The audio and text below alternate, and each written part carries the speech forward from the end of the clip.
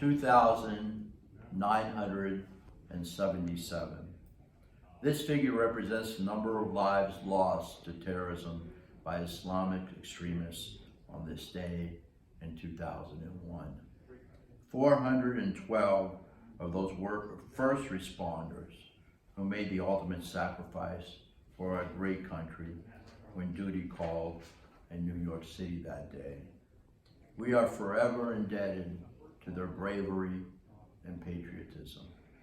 To this day, men and women who were on the line of duty as first responders sustain injuries or have developed medical conditions as a result of responding to the 9/11 terrorist attacks.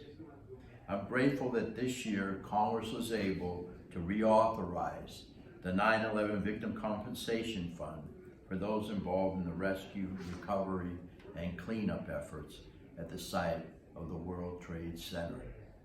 It is important to ensure that first responders of the 9/11 terrorist attacks receive proper medical care and compensation.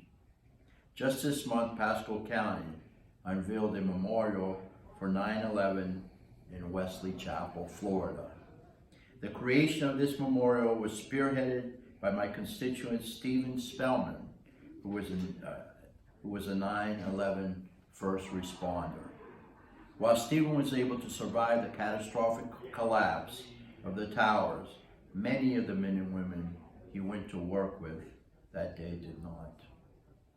This memorial was not only created to remember those lost that day, but also to honor those that we continue to lose, unfortunately, due to the 9/11 related illnesses.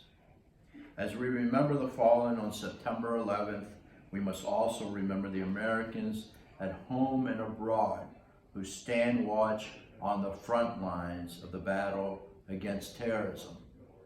I would encourage each of us to find a way to give back to our community and serve others in honor of their service and sacrifice. 19 years later, may Stephen, Pasco County's new memorial, again, and the memorial, the memory of the 2,977 serve as a reminder that we must never forget.